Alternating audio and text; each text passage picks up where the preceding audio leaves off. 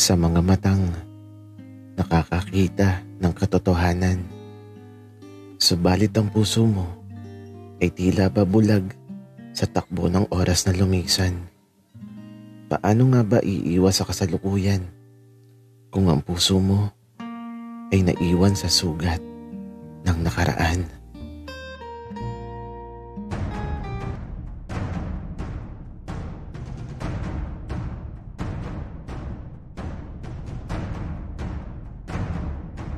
Kaibigan, huwag mong kalimutan mag-subscribe sa aming channel at huwag din kalimutan i-click ang notification bell at subscribe button. Subscribe na!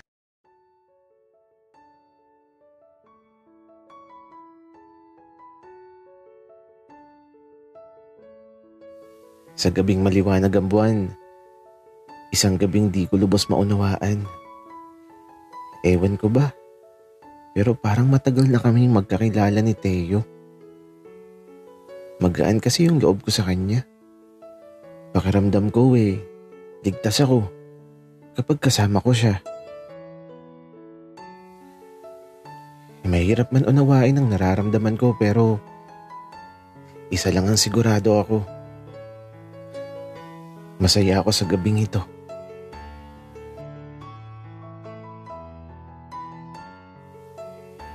Teo, malalim na ang gabi. Baka inaanto ka na, gusto mo ihatid na kita? Huwag na, Jiro. Kaya ko namang umuwi mag-isa. Ikaw ang ihatid ko at baka mawala ka na naman. Teo, di ako mawawala. Alam ko nang daan pa uwi. Kabisado ko na, kaya huwag kang mag-alala. Hindi ako mawawala.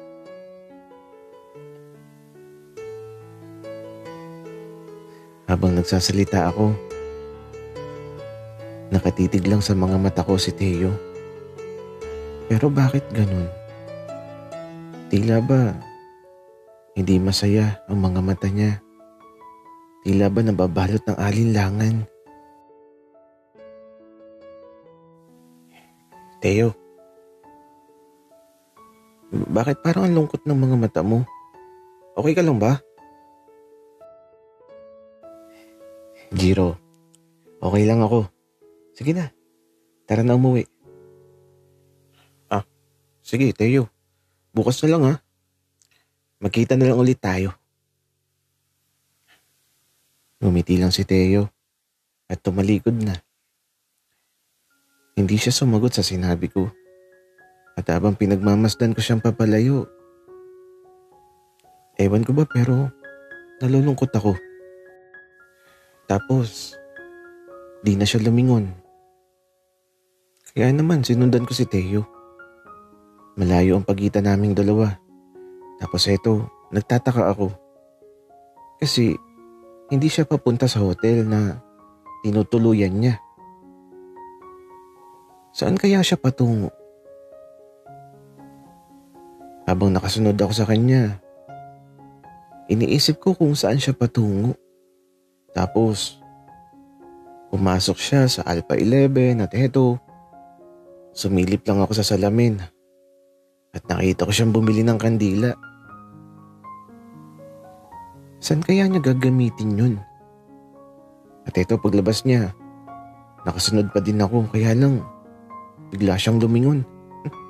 Buti na lang talaga at nakapagtago ako kaagad dito sa gilid ng basurahan. Kaya lang ang baho.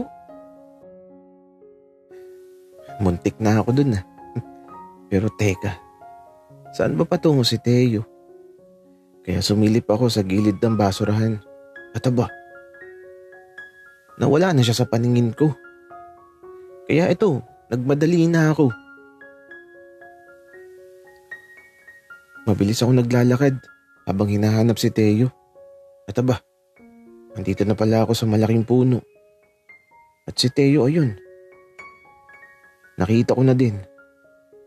Pero teka, ano ginagawa niya dun sa gilid ng malaking puno?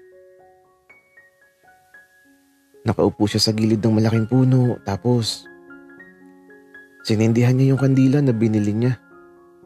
At ayun, itinayo niya sa gilid ng malaking puno. At ang tanging nasa isip ko na lang, yung naikwento ko sa kanya. Yung may nakalibing doon sa tabi ng malaking puno. Kaya siguro nagtirik siya ng kandila doon. Gusto ko sanang lapitan si Teo. Kaya lang baka magulat siya.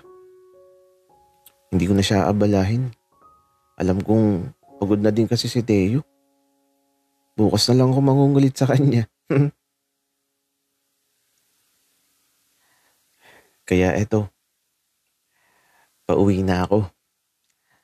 At nung makarating ako sa bahay, diretso higa na kaagad at aba. Parang napakabilis ng oras. Di ko na namalayang nakatulog na ako. At nung magising ako, nagulat ako kasi naman si Teo andito sa silid ko. Nakaupo doon sa malapit sa bintana.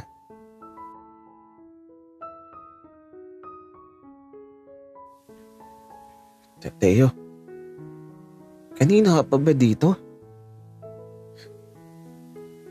Jiro, 8 a.m. pa lang, ayan dito na ako. Sarap ng tulog mo ha. Bakit Teo? Ano bang oras na? 10 a.m. na, Jiro. Bangon na dyan. Tsaka may dala akong kamote. Nilaga ko na para kakain ka na lang pagkagising mo. Teo, nakakahiya naman. Pinaglaga mo pa ako ng kamote pero salamat ha. Tara na kumain. Jiro, sa totoo lang, kumain na ako. Kasabay ko na yung lolo mo. Ganun ba Teo? Pasensya ka na pero samahan mo lang ako kumain ng paborito ko. Kaya ito, paglabas ko sa silid ko, kasama ko na si Teo. At dumiretso na kami sa kusina.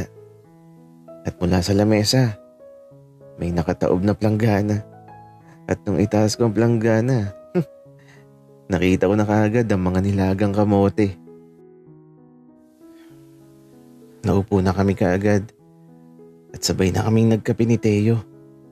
Pinagtimpla ko siya ng kape kahit ayaw niya. Nagkape na daw siya eh. At eto, ipinagbalat pa ako ni Teo ng kamote. Nahihiya tuloy ako.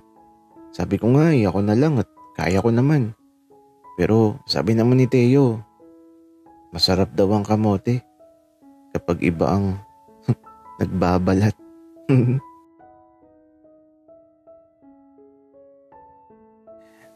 Puro kalokohan.